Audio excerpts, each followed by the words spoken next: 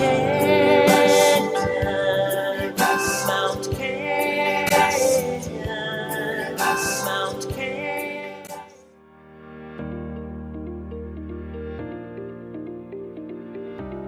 students, welcome to today's lesson. Today we will be discussing war under the unit War, Peace and World Order.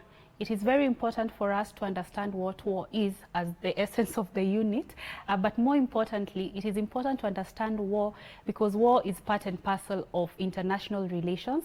And in fact, if you look at the study of international relations, it grew out of strategic studies whose essence was to study war.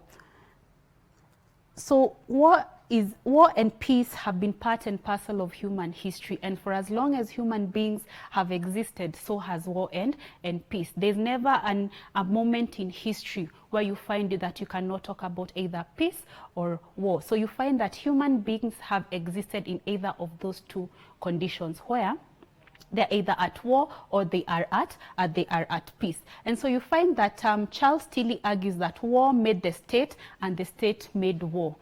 I don't think there's any state which you can find that has came into existence without war or conflict. So for instance, if you look at Kenya, we became a state by fighting for our independence, or going back to get our independence. We were able to become Kenya because we are trying to end colonialism.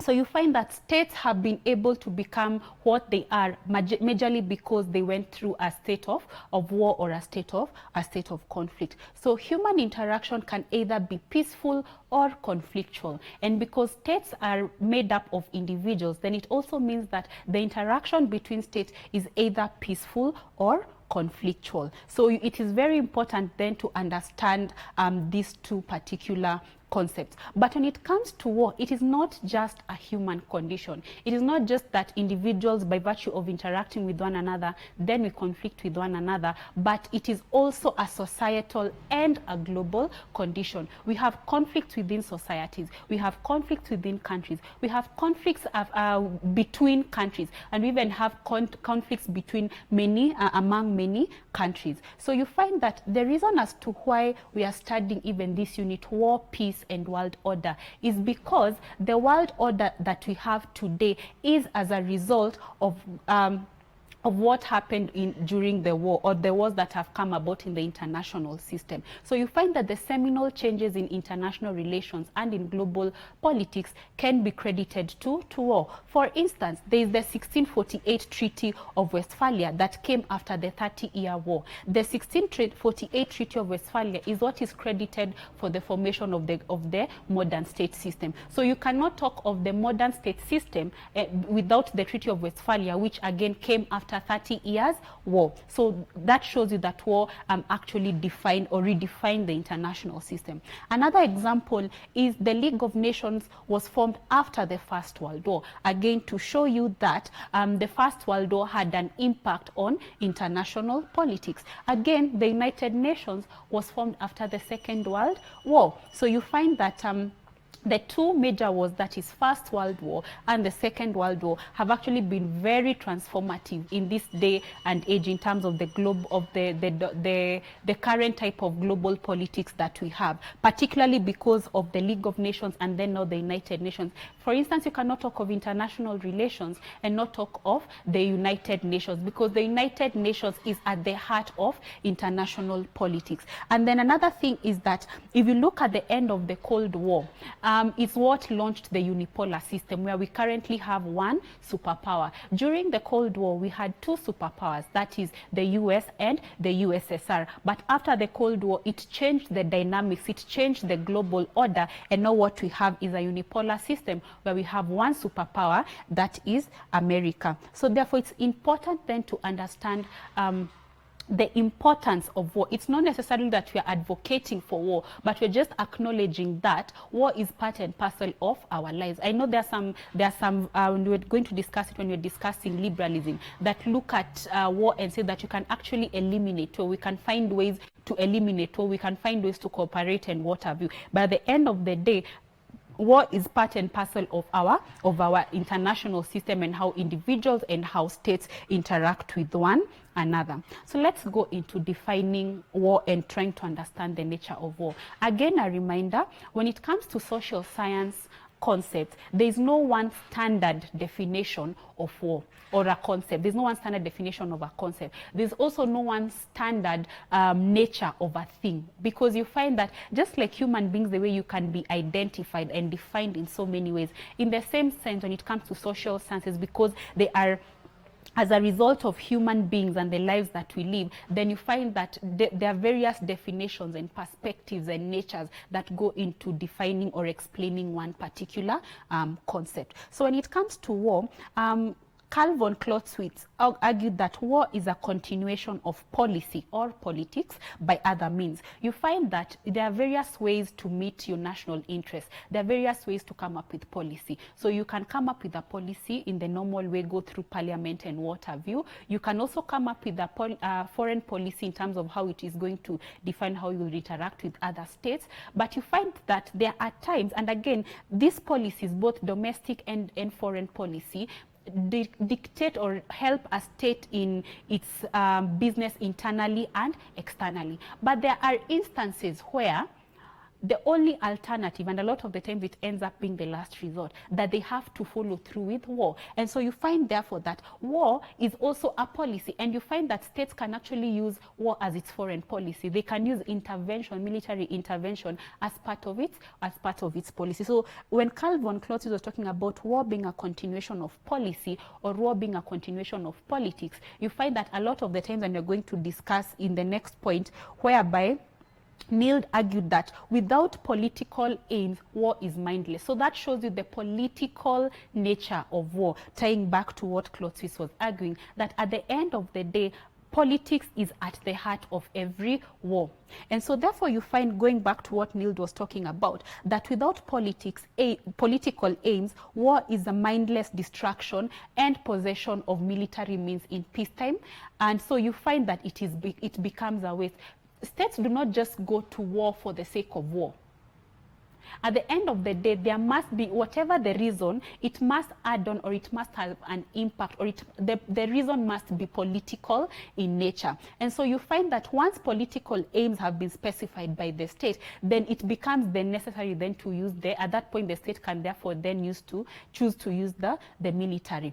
Another way to define war is that it is a contest, keyword being contest, between states carried out by force. So contest, states, and force. So contestation, it meaning that somebody wants to emerge the winner. The second thing is that the states have to be part and parcel of that war. And then finally, the use of force. War is not peaceful in nature. So you find that whether the reason is for self-defense, whether it's for revenging insults, whether it is for redressing wrongs, whatever the reason is for a state to go to war, at the end of the day, they want to establish superiority. And that's why I was talking about contestation. They want to have dominion. And that again goes back to the whole idea of contestation. Another point about war is that it involves the use of force or the threat to use force. So you do not necessarily have to go and outrightly wage the war, but even threatening to use force is considered an act of aggression, an act of war. Wilmot argues that man made war in his own image, that individuals, by virtue of interacting with one another, we are either bound to have peaceful interactions or conflictual interactions. And these conflictual interactions between individuals can also be translated to the states. So even when states are going to war with one another, they are doing it, and it is reflecting the nature of the individual. And that's why Wilmot talks about man-made war in his own image. So the way in which a society makes war is a projection of that society, because you find that a country's culture also has an impact on the way they are going to wage war. A country's culture, a country is also political culture, because you find that there are countries, for instance, a country like Russia is very, very aggressive. So you find that the type of war they are going to wage, for instance, as compared to a country like Kenya, might be a bit different because of the cultures that back those two countries. Another way to look at war is that it is organized violence, not disorganized. You don't just wake up one day and decide you're going to go to war. You have to, there must be meticulous planning. So organized violence carried out by political units. The political units can be a state. The political units can be a militia. The political unit, so it's not just, it is both state and non-state actors, but those states or non-state actors must be political units. So therefore, when it comes to war, according to Rousseau, war is therefore not a relationship between man and man, but between state and state. Because what happens is that the military personnel in those states, in as much as they are fighting each other, they are fighting each other in the name of the states that they represent. And so therefore you find that individuals become enemies by accident. They become enemies by virtue of the fact that their countries are enemies. But once the war ends, then they become friends once again. If the countries choose to become friends, then they also become friends, and they can also become allies. So therefore you find that soldiers fight not in their own name, but they fight in the name of a political unit. They fight in the name of their state. Now Kenneth Waltz argues that in as much as we were discussing earlier that war is about contestation, that we want to establish superiority and dominion, and we want to win and emerge the winners and leaders, Kenneth Waltz, however, argues and warns that when you ask who has won in a war, because again, there must be a winner and there must be a loser. But according to Kenneth Waltz, when you ask who has won in a war, it's like asking who has won in an earthquake. At the end of the day, when there's an earthquake, everybody loses. But some people lose more than others. So when it comes to war, everybody loses. You lose lives, you lose resources, you lose time, you lose energy, you lose so many things. But now the winner is only a winner because they have relatively lost less than the loser. The loser is only a loser because they have lost relatively more than the winner. So everybody is a loser. It is just that the relative loss is different, whereby one loses more and therefore becomes the loser, and one loses less and therefore becomes the winner. Now, it's very important to look at how the theories in IR try to conceptualize what war is. When it comes to liberalism, and remember liberalism is what facilitated the formation of the League of Nations, it argues that war can be avoided because of people's good nature. In fact, when Woodrow Wilson was campaigning for the formation of the League of Nations, after the end of the First World War, he was arguing that we don't need to go to war with one another. We are good people, surely. We can find other ways to sort out our issues. So he looks at it and said that, you know, we can be guided by moral considerations. We don't always have to be guided by this whole idea of wanting to dominate one another. The other thing that liberalism argues is that military power is not the only form of power, because it's very easy when, again, if you look at the Treaty of Westphalia, and that generation, at that time, states used to become powerful and kingdoms used to become powerful by going to war with one another. So you go to war with another country, you expand your territory. You go to war with another country, expand and get more territory. Go to war with another country, expand and get more territory. But now, when it comes to liberalism, they argue that military power is not the only source of power. You can find power through other means. You can find power through your economy. You can find power through your diplomacy. You can find power by using your natural resources. So states, liberalism urges states to seek out other forms of, or other elements that they can get power from.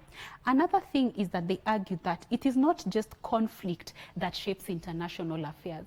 Because if states are so concerned about conflict, then it means that they're naturally going to be drawn to conflict. Rather, cooperation is key for international politics. Because if you even look at it, yes, we have the major wars that have happened, and we always have in conflicts here and there, but we relatively live in more peace than we live in conflict. So therefore, cooperation actually takes the day more than conflict takes the day. So he was looking at it and saying that states' interactions and relationships can actually be defined by cooperation rather than being defined by conflict. Another thing is that international law and international institutions can help eliminate war. Because remember, again, in the international system, there is no Leviathan. So there's an element of anarchy. But what happens with these two, that is international law and international institutions, such as the UN, they come in as quasi-Leviathan to instill order, to bring in cooperation, to foster conflict resolution, trust, interdependence, and prosperity. Because, for instance, look at what we have in the East African community. Uganda and Kenya had an issue over Migingo Island. But when you look at the greater scheme of things, we would rather stay at peace and figure out how to resolve the issue of Migingo Island. Because at the end of the day, territorial integrity is one of the reasons why a state can go to war, to defend its territory. But when you do the calculation, we will lose out on more if we went to war with Uganda over Migingo Island than if we chose to cooperate. And one of the reasons why we are cooperating is because we are all members of the East African community. Liberalism also advocates for democratic peace theory. And the reason they advocate for democratic peace theory and they advocate for democracy and good systems of governance is they argue that democracy virtually never fights with one another. So you might ask then, how is it that we have so many wars in the international system? For instance, America as a democratic state has fought so many wars. But the reality of the matter is that the war it fights, or the wars it goes to majority of the time, are not with other democratic states. So therefore you find that because how democracy brings peace is that, number one, they must be, a president cannot just wake up one morning, or a prime minister cannot wake up, a leader cannot wake up one morning and decide to wage war. They have to go through particular levels of approval. Number two, you find that because of democracy, it means that people are very keen and leaders are very keen to always win the vote or to have majority support of the citizens. So it means then that if they go to war and the citizens don't support, they're likely to lose the election. Look at what happened in America after going into Iraq. The government, people lost confidence in the government. And so you find then it was very easy then to switch from having a Republican, that is George Bush, to going into having a Democrat, that is President Obama, because he promised to fix what George Bush had done in America. The other thing is that liberalism advocates for collective security. And the reason as to why it advocates for collective security is that states act as a community of states. More importantly, by virtue of acting as a community of states, it means that states tend to avoid unilateral actions. That state cannot just decide to go to war at any particular point. In as much as they are sovereign nations, they have to put a lot of consideration. And then again, you find that collective security acts as a deterrence measure, because remember what the motto of collective security is. An attack on one is an attack on all. So you find that nobody wants to be seen as an aggressor. And those are basically what liberalism, that is how the lens that liberalism looks at war. Now the next theory is realism. Now realism, again, remember, is an antithesis of liberalism. Now, whereas liberalism believes in the good nature of individuals, realists, on the other hand, look at the human nature as being selfish, competitive, and dominating. And because states are a conglomerate of individuals, then also states are selfish, competitive, and dominating. And that's why you find that they are going to war with one another, because in the same way that individuals conflict, so do also states conflict with one another. Another thing is that they say that how realistically a state perceives its national interest is at the core of its national security. So anything, whatever threatens a country's national interest, whatever the national interest can be, it could be economic, however a state defines its economic interest, whatever threatens that economic interest then becomes a security concern. And states can wage war to protect that security concern, that particular national interest. Another thing is that realists believe that the inevitability of war creates a security dilemma. That is, war is inevitable. Basically, war is part and parcel of the state's international system. So here what they look at this inevitability creating the security dilemma is that the more power a state obtains, or the more power a state seeks to obtain, particularly in terms of its defense capabilities, you know, having a big military, having a strong military, having a prepared military, it sends signals to other states to also behave in the same way. So other states become insecure, and they also want to build a strong military, and they also want to have a prepared military, and they also want to have a big military. So then you have a security dilemma where every state is always insecure and trying to gain relative power when it comes to the military and the security, and that's how the security dilemma comes about. Another thing is that realists believe in national security rather than collective security. Now, their issue with collective security is that collective security, they look at it in terms of you are depending on somebody else, and that in itself creates a level of vulnerability.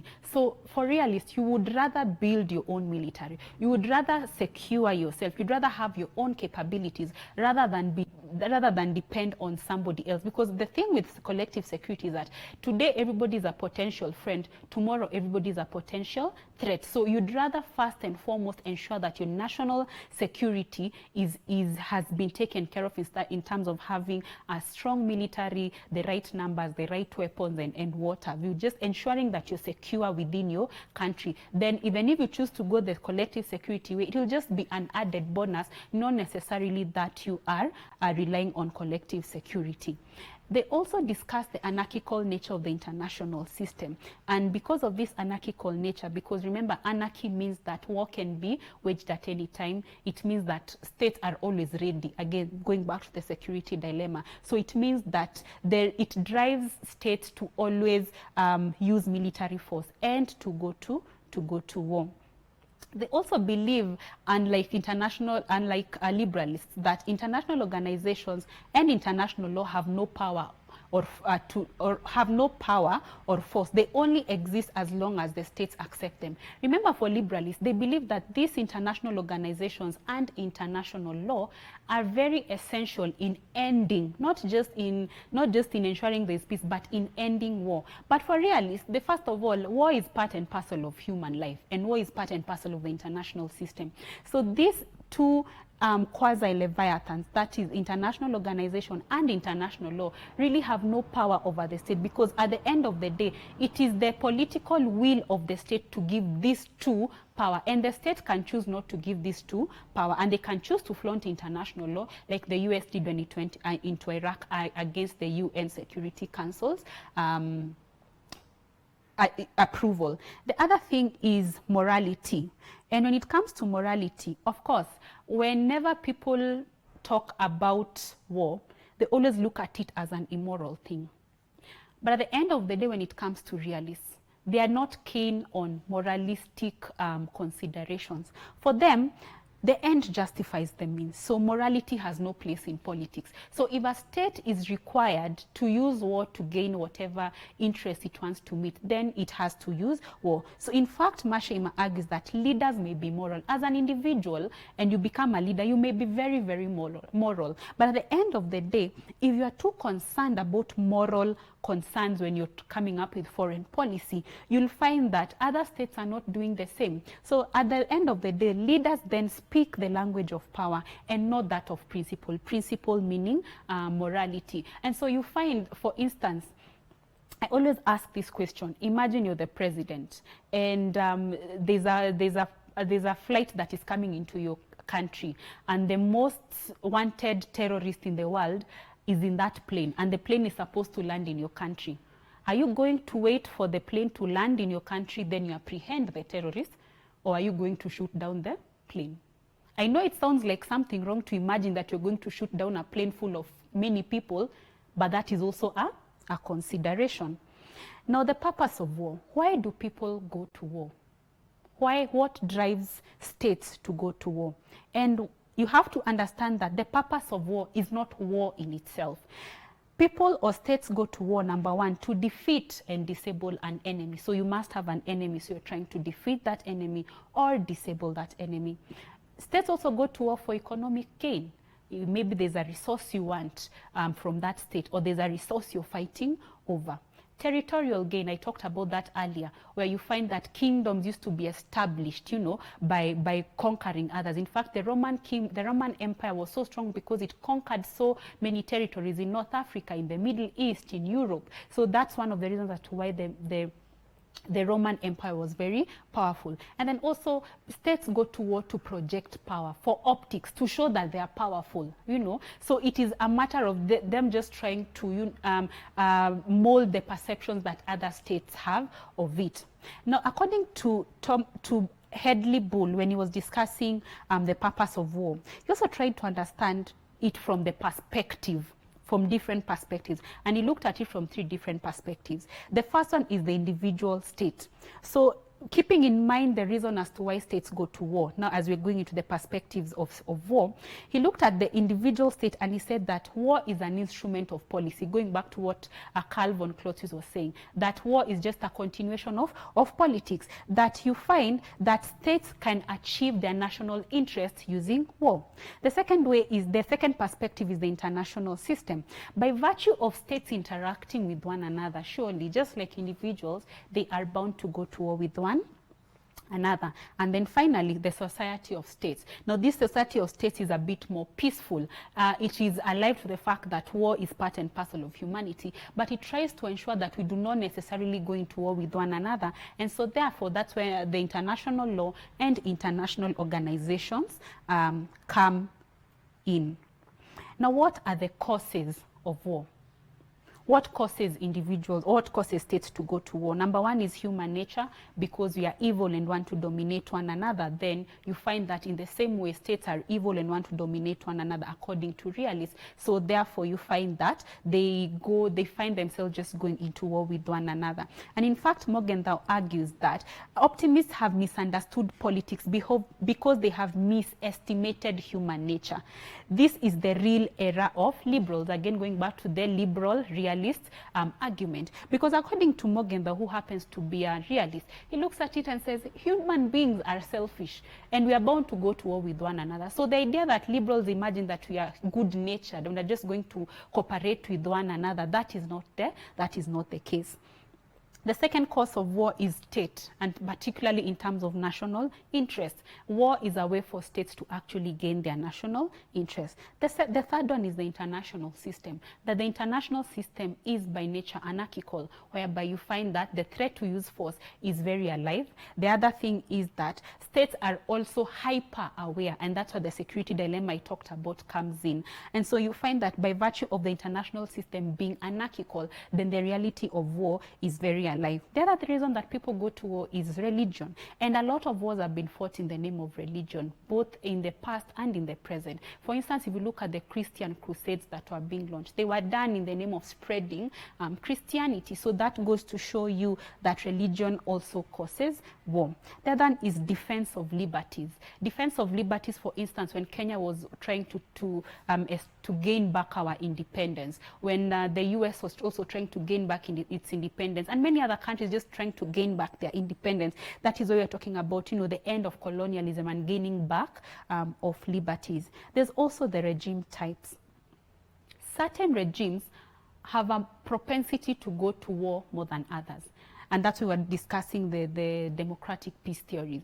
Democracies have a lower chance of going to war as compared to authoritarian regimes, because for authoritarian regimes, you have either one person or an elite small group of people making decisions. For democracy, there are certain levels of approval, and also public opinion matters. That's why it becomes a bit more difficult for democracies to go to war. Then ideology. Again, just like the types of regimes, certain political beliefs favor conflict or war more than others. For instance, if you look at Marxism believes in a revolution, and not a revolution of the minds, a revolution, a bloody revolution. And so you find therefore that certain ideologies, or the way because ideologies determine how people think. And when you determine how people think, it also means that you determine how people act. And so because of that, you find then that certain ideologies have a propensity of war as compared to other types of ideologies. Then the final cause of war is economic. Is the economy, people and resources.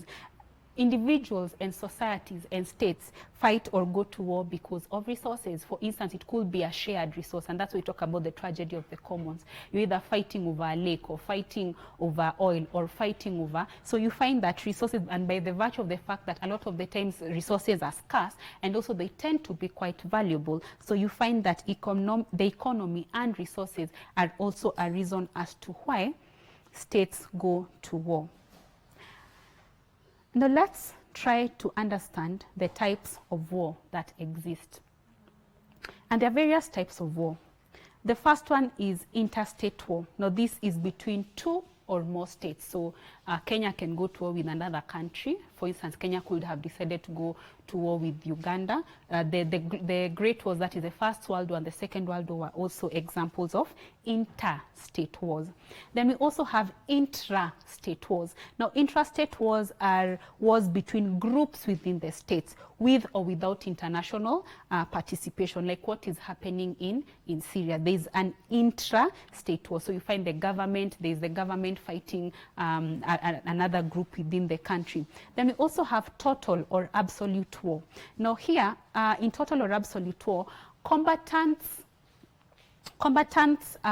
use every resource available to destroy. It's not just about killing the enemy, but they also seek to destroy the social fabric of the enemy. And it is very highly destructive, and it is characterized by mass civilian casualties, and it is also characterized by violation of human rights. The Great Wars, that is the First World War and Second World War, which were interstate wars, they also fall in the category of total wars. Then the other type of war is limited war. When it comes to limited war, this is between professional armies who seek to achieve a specific goal. Once that goal is achieved, then they are supposed to end the war. And a lot of the time it is more of an intervention. So you find, for instance, the Persian Gulf War in 1990 to 1991, where America went into, and its allies went into Kuwait. They wanted to remove Iraqi troops from Kuwait. So they had a specific intention, and when that was achieved, then they pulled out. And that's what also happens for intervention, a military intervention. Because, for instance, when Kenya went into Somalia under AMISOM, we had a very clear idea of what we wanted to achieve. Once that is achieved, of course, there's a whole lot of politics that goes into that. But once that is achieved, then ideally AMISOM is supposed to pull out. The other type of war is guerrilla war. Now, this one or you find that combatants can either be big or small, and there is use of armed militia units rather than professional organized armies.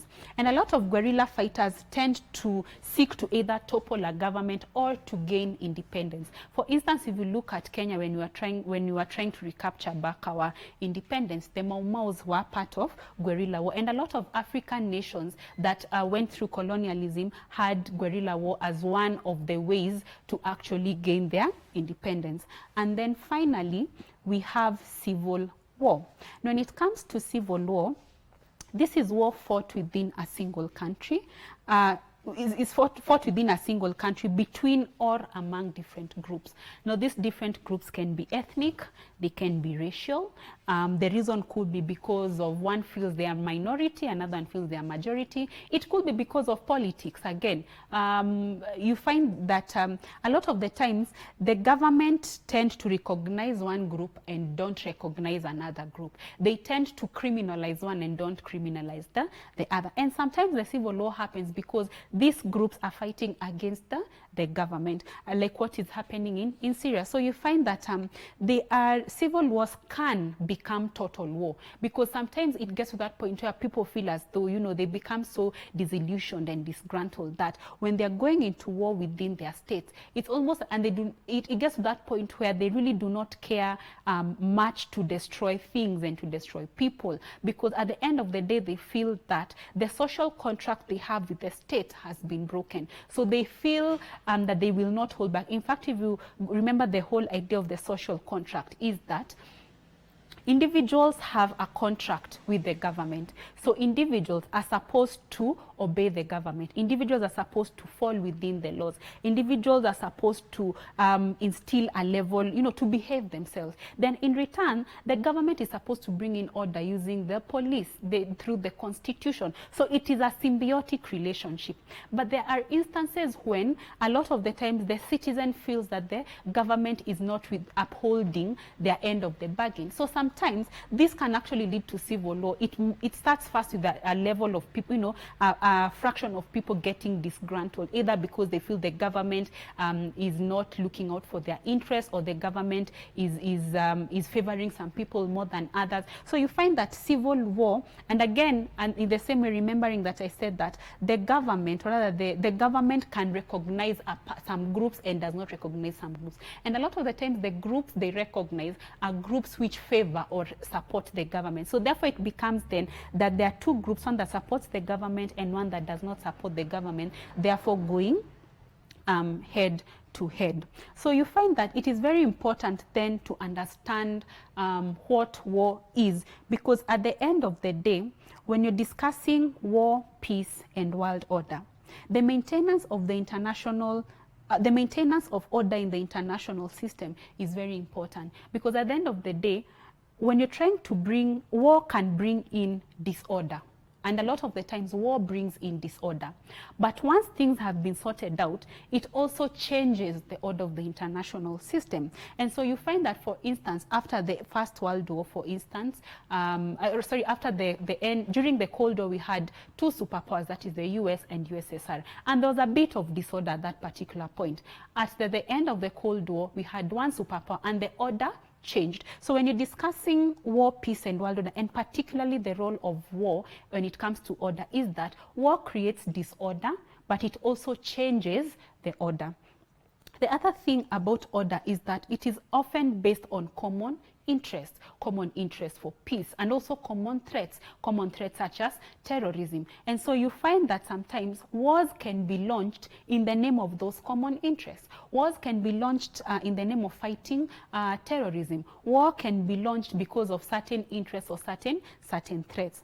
And when it comes to maintenance of order, still you find that it's important. The rules of coexistence are very, very important, because the rules of coexistence mean that, remembering again that the international system is anarchic in nature, and there's no Leviathan. So international organizations and international law try to bring in rules of coexistence, and you find that these rules of coexistence, particularly when it comes to international law, define, or rather they define how states are supposed to behave. And according to Kissinger, these rules define the limits of permissible action. And that's why we even talk about, just and unjust wars, because just and unjust wars is alive to the reality that wars are going to be fought. But there are some wars which are unjust, and there are some wars which are just.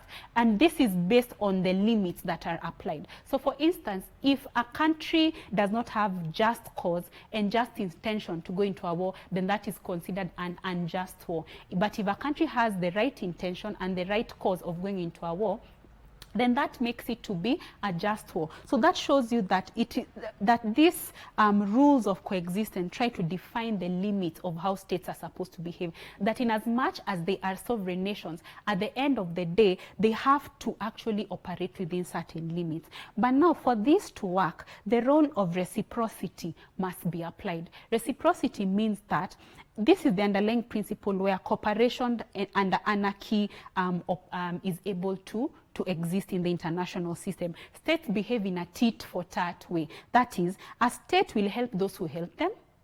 A state will behave so long as it feels that other states are behaving.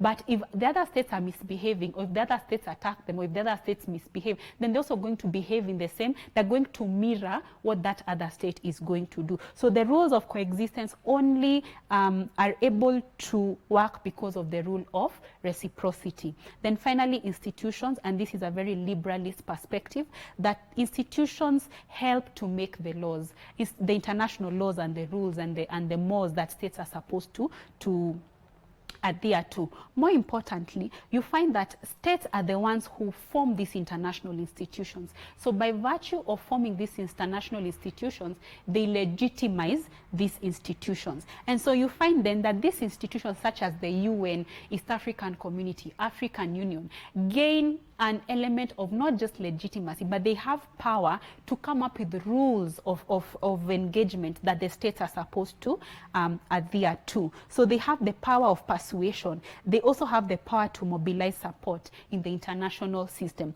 So the maintenance of international order is done because of common interests, because of rules of coexistence, and because of the international institutions that are there to come up with the rules and to ensure that the rules are effective. But at the end of the day, ultimately, war shapes global order, like I mentioned. War creates disorder, and at the end of the war, it also redefines the global order. So that's why we have been able to discuss the topic of war today, because it's important for you to understand then how does war come in to have an effect on global or international order.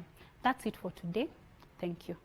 These televised lectures supplement our robust online learning going on our MKU online platform. You can view more on our televised lectures via our online platform.